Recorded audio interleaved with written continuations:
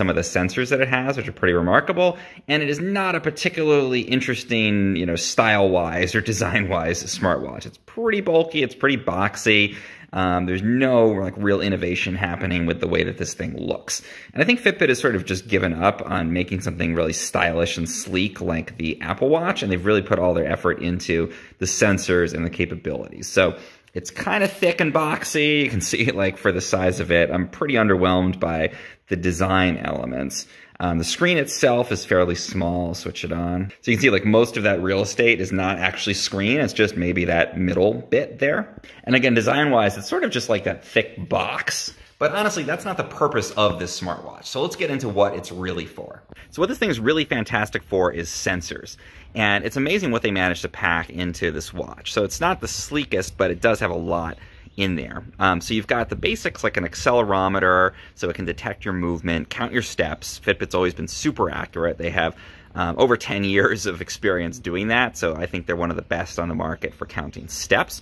But then you also get a heart rate sensor. It shines a little light onto your skin and detects your heart rate using that light and the light that bounces back. So pretty impressive on that. It's also got the ability to detect your blood oxygen level while you sleep. So you get a reading for SpO2 or blood oxygen overnight. You get a live heart rate monitor again on there as you're working out. And it also has the ability to detect and calculate things like your stress level throughout the day, which is awesome. And then also to detect the stages of sleep when you're asleep. And you don't need to actually set it to do that. It detects when you go to sleep. It'll track when you're in light sleep, deep sleep, and REM sleep throughout the night and when you wake up.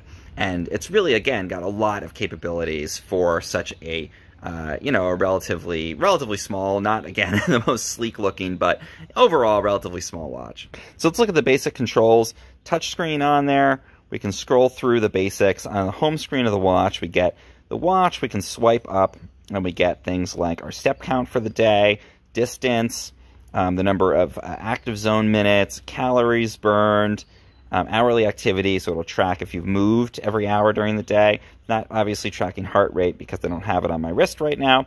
Sleep for the previous night, I haven't synced yet, so I don't have that in there. And then a sleep score, which is a 0 to 100 of how good your sleep was. The blood oxygen level for the previous night. So you get a lot of stuff on there.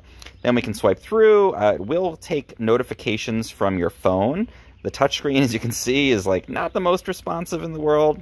You might have to swipe a couple of times to get to the next side.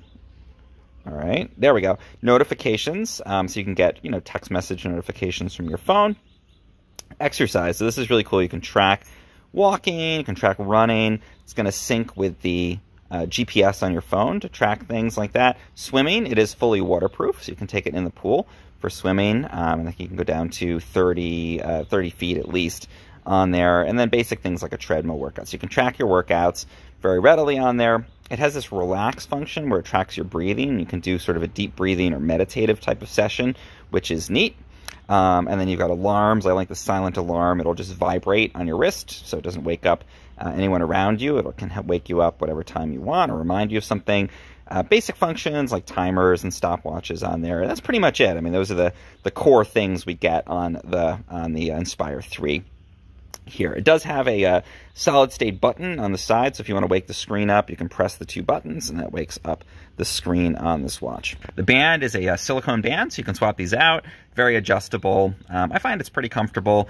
If you do use it in the water, you definitely want to take it off and let it dry before you put it back on. Super important. Keep this clean. Otherwise, you know, pretty good band. It's pretty solid. It doesn't seem too tight. Now, the awesome thing with Fitbit is that all of that data gets synced via Bluetooth to your phone, and then you get these incredibly detailed analytics in the Fitbit app. So you can see in the app here, we get steps, we get heart rate and calorie data. This is that stress management score, where it's monitoring your stress level throughout the day. It gives you a score from 0 to 100, 100 being the best, and you can actually go into that if you have Fitbit Premium and get a breakdown and details about that score, track it over time. Again, sleep. It's tracking sleep automatically. You see the number of hours, you see the time you spent in each sleep stage. Really powerful, really awesome there. Readiness score, how ready you are for exercise.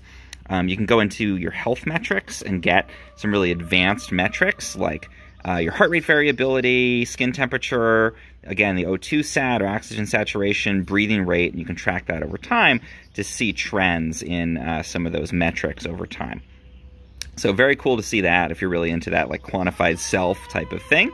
You can do, track weight, you can track water consumption, but basically the biggest thing with the Fitbit Inspire 3 is that it has all the sensors that you need in order to do all of that tracking and get those really advanced metrics. Now, battery life has been really good for me on this. It's been about 4 or 5 days at least between charges. So I think the upside to that tiny little screen is that it just doesn't consume a lot of power.